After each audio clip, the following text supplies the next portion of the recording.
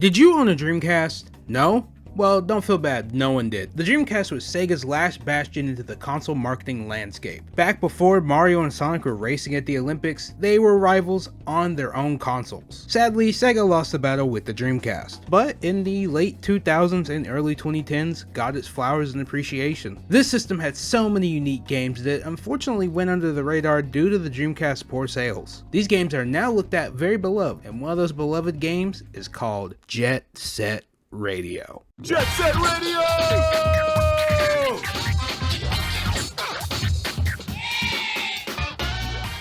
Jet Set Radio came out in Japan in June of 2000, and then later in America, Jet Grind Radio came out in October of the same year. Apparently due to copyright mumbo jumbo, they had to change the title when it came over here to the West. But the game's cutscenes still use Jet Set Radio. This is Tokyo's hard-walking, truth-talking, always walking Jet Set Radio! Jet Set Radio is developed by a Sega studio called Smilebit and created and directed by Masayoshi Kikuchi. The studio is made up of mostly 20-somethings. They wanted to do something new and fresh, and that led to the main inspiration of looking at current pop culture of Japan and even into the American hip-hop field. They wanted to make a game that was a definition of cool at the time. Stuff like extreme sports, anti-establishment, funky rap music, and bright-ass colored clothing. This game is the definition of Y2K. It's crazy how much this game just captures the exact feeling of the times it was made in, without being very, problematic. Oh, okay, well, maybe that's a little bit problematic. This game is basically Sega's Tony Hawk, and is a perfect representation next to Sonic of the rebellious attitude in the late 2000s and early 2010s. So, what's this game all about? In the city of Tokyoto, or just Tokyo, there's gang violence with different factions. The group we follow are the GGs, starting off with Gum, Tab, and Beat, and also their dog. The other gangs are starting shit with each other, so you gotta motherfucking spin the block and take all their money and shit, and tell them not to fuck with you. Just kidding, you go around spraying graffiti all over their graffiti. But then the police come after you. Now when the police come after you for a crime like this, you might expect them to arrest you or tell you off, but this game, they shoot you! These cops got no chill. I mean, look at the captain. He is shooting on sight these teenage rollerbladers. Trust me, it gets crazier the more shit they throw at you in these levels. After tagging the other gangs, you find out a gang called the Love Shockers are the ones that started the beef. And you also find out that another gang stole your dog.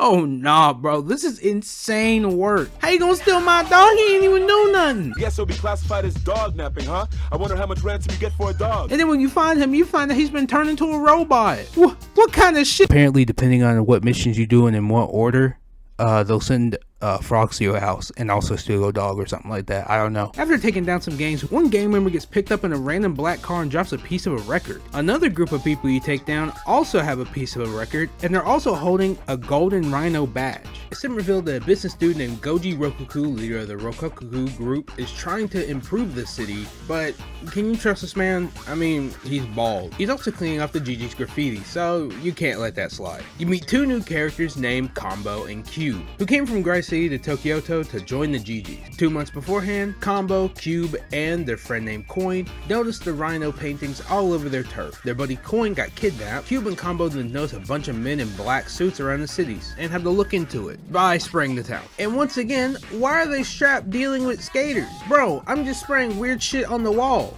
Also, is that a whip? Did you just whip me in big 2025? Oh hell no! They didn't somehow get a letter from Coin telling them they had to grind square to deal with the headquarters of the Golden Rhinos. After dealing with that place, you learn that the Rokoku group is the ones that built Grind Square. Cube and Combo then learn about all the weird stuff going down in Tokyoto and head there where they meet the GGs. The Golden Rhinos are connected to the Rokoku group and are trying to flat out keep the general public off the streets with extreme force. They're trying to find and put together the vinyl disc that you have the pieces of already. The vinyl record is called the Devil's Contract. It's a record that's rumored to summon demons and give you crazy power. Goji Rokoku wants to take it and take over the world with it, cause he's bald. You go on a mission to cover up more Rokoku propaganda, and while you weren't looking, someone swiped the pieces you had. Bro, we got our dog stolen, and we didn't learn a single lesson with watching our stuff?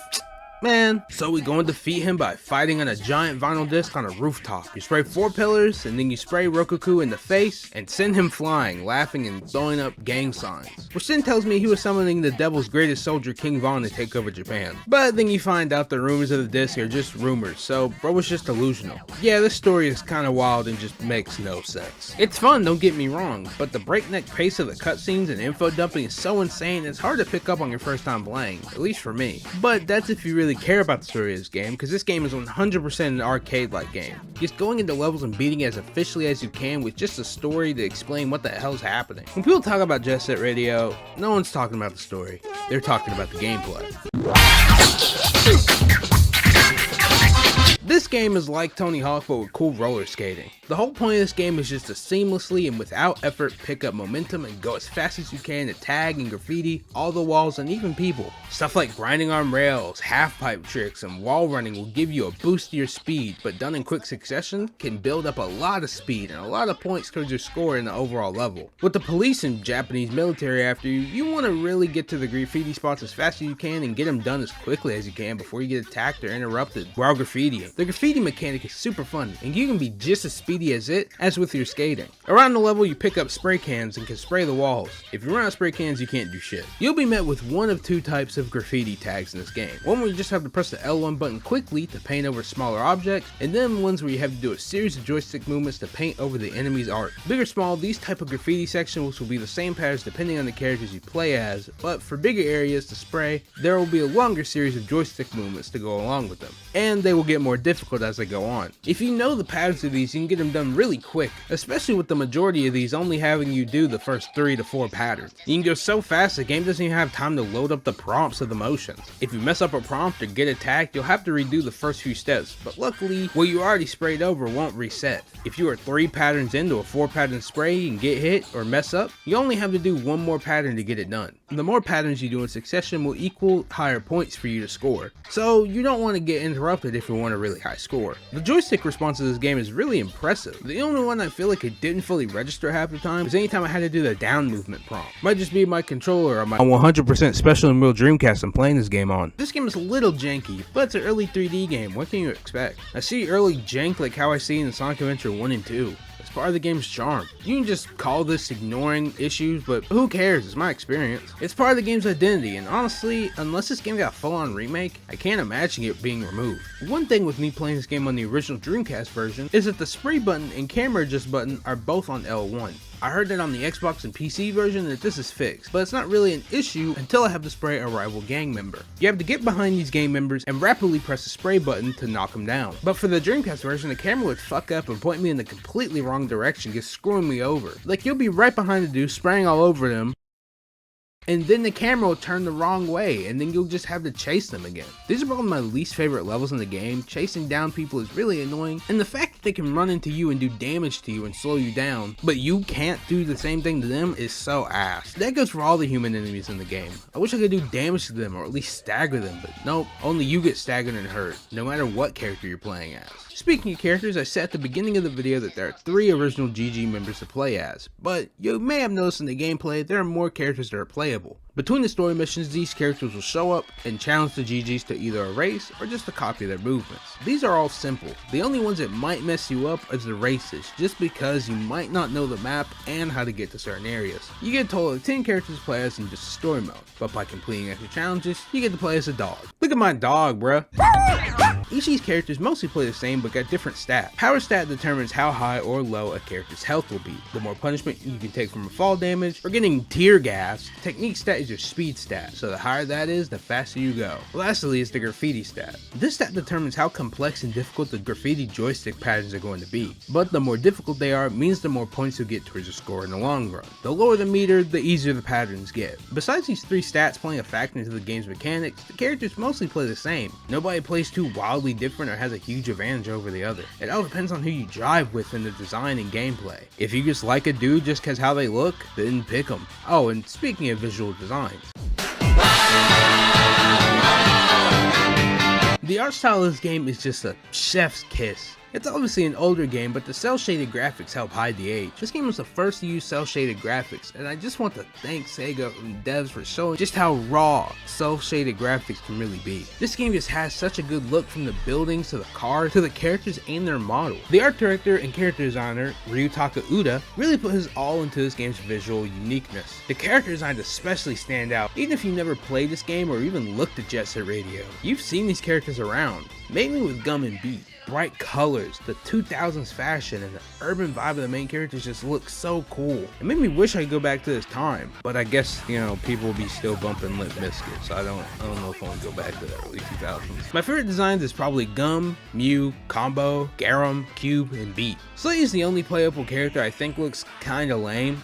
It's really just a Squidward nose. It doesn't help that he's the last playable character to be added to the story, and you don't want to beat the final boss with a character you don't know. I adore how this game looks. If I was to make a game, it would 100% look like this. Different face textures and all. Maybe more leaning towards the World Ends With You style, but that's a topic for a different day. And continue to draw people into Jet Set Radio is not only just the art direction, but the music.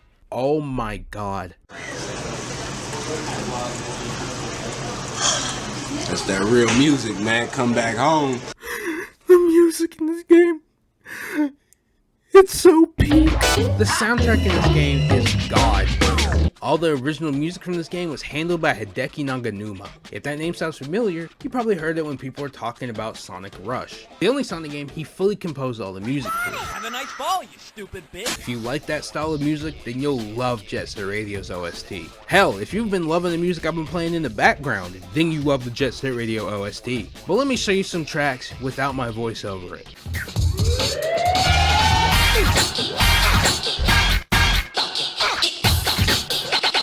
Let's look at the funk. Could you stop playing with that radio of yours? I'm trying to get to sleep.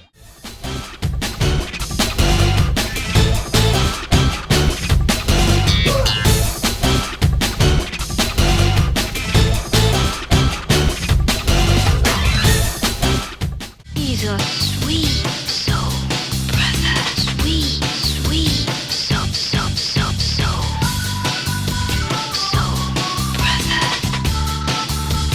Sweet brother.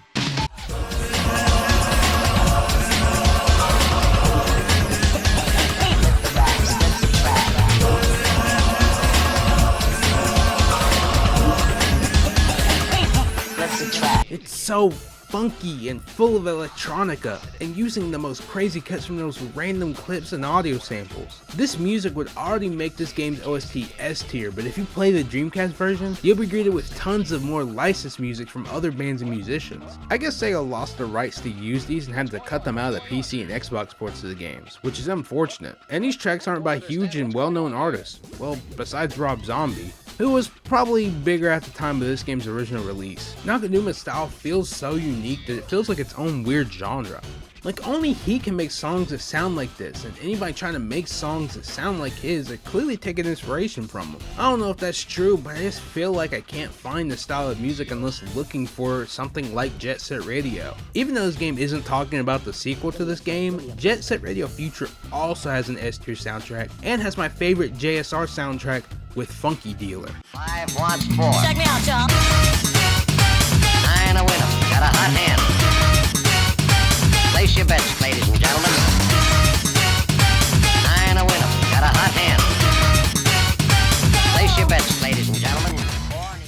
It's so good. Too bad my special Xbox isn't able to handle Jet Set Radio Future comfortably. If you're wondering if I was going to talk about Jet Set Radio Future in this video or even a follow-up, I'm not, sadly, because I can't play it, at least not on my current special Xbox. Some areas of the game just run like a slideshow. It's not pleasant and it gives me a headache. Maybe one day when this game gets a port to modern consoles, or if I upgrade my special 100% authentic Xbox, I'll be able to play it and talk about it. But from what I have played, it seems like an upgrade to literally everything from the original game.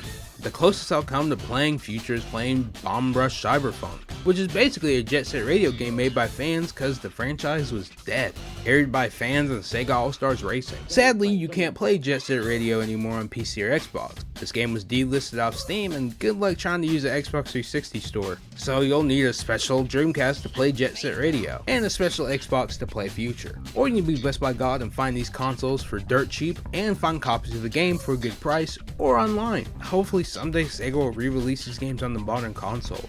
They are truly underrated gems that weren't appreciated in their time due to either consoles failing sales or just low profit. Hopefully the original game and other SEGA games being delisted means a special Future collection port, but the Jet Set Radio franchise Future is looking bright though. Bomb Rush Cyberpunk may not be a true Jet Set Radio follow-up, but it seems to bring a lot of fans what they wanted and satisfy them, especially with the modding scene with character mods and level mods. SEGA was posting about this game during its anniversary and apparently is selling merch, and back in 2023 we got a glimpse at a future Jet Set Radio game. So hey, maybe it might not be too long before we can skate around and paint the town with graffiti again. Hey Madison, yeah, I know, you watching the video. Hey, let me come over to your house and play Jet Set Radio Future. I know you got it, bro. Just let me play it one time, bro, for the one time, please, please, please.